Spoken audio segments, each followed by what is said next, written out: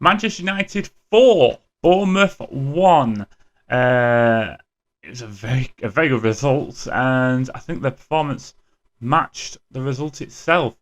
It was a bit of a changed team from the beginning.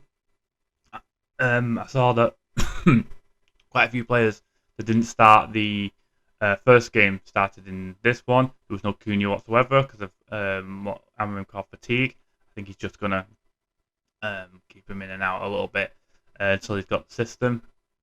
And I think they played really, really well. It's I think that the one thing that kind of being driven in the kind of narrative of this preseason is that they know what they're doing this time around, and they've been able to regiment the system, the how it plays, how the forward line is supposed to press, how the midfield is supposed to run, how the wing backs are supposed to run, how the three is supposed to sit, with one of the three being able to push into the midfield through patterns of play.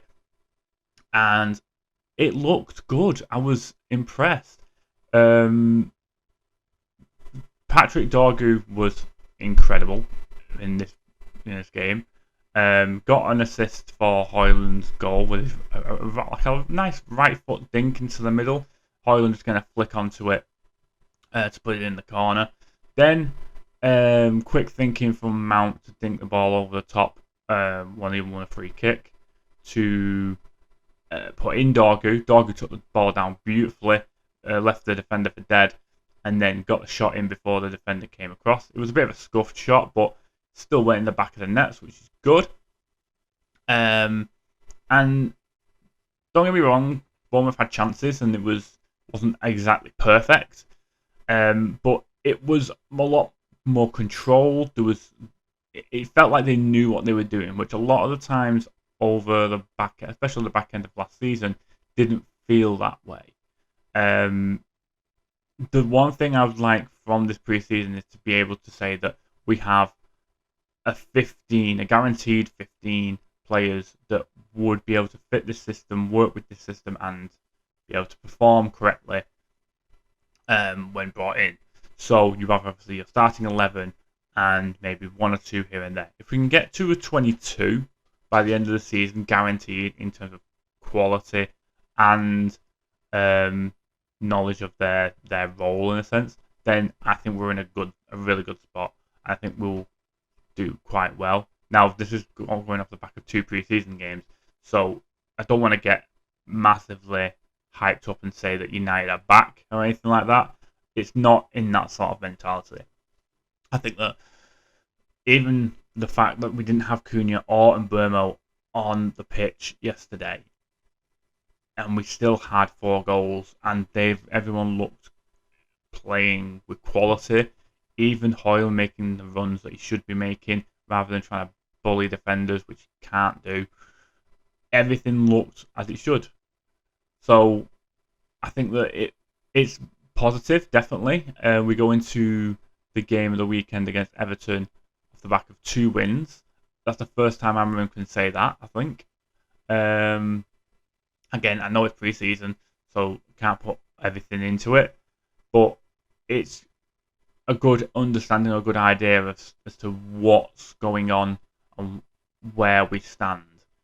The Arsenal game will be a big increase in kind of pressure, but the fact that this team is knowing of what they're supposed to be doing, and there is a obvious structure in place.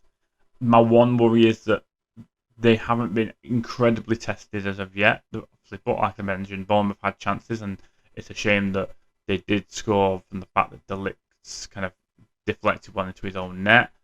He did look a bit leggy, which is a bit of a surprise, bearing in mind he didn't start the game. But yeah, I'm happy with the performances so far pre-season. But we've been here before, and where we think pre-season everything's going really well, and then we get to the season and everything drops off a cliff.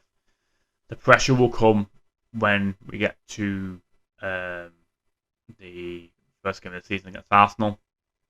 There's heavy rumours now that we're getting Sesko in. We'll see if that comes about, or if we get Watkins, or whoever. If we bring in another striker, I would think we would be better with another striker involved, because then you've got near enough a player per position. So 2 players per position, should I say? And then it's just about, are they the quality we need for to be Manchester United players? And then it's improving and raising the floor, not the ceiling, at this moment in time. It'll be nice, I think, to see Cunha and Mbeumo on the pitch at the same time. Hopefully in the Everton game, if they're up to speed and fit enough to do it. I'd like to see that, to be honest, and see how they do. Well, even if it's like 30 minutes in the end of the game, just to kind of get them in a kind of understanding between each other. Don't know how it's been on the training side of things, but we'll see how it goes. But yeah, I'm feeling a bit more positive about United at the moment. There's it looks good. There's not too much negativity in regards to the team right now. It would be nice to get the kind of the unnecessary players, or what everyone calls the bomb squad now. I'd like to clear the bomb squad out. So you like Garnacho, Anthony. I know obviously Rashford's gone. Sancho still needs to be sold. It would be nice to get them out, get a bit of money in to possibly get a striker or maybe a centre mid, I think, just to flesh things out. But yeah, it's positive, and we'll see how things progress.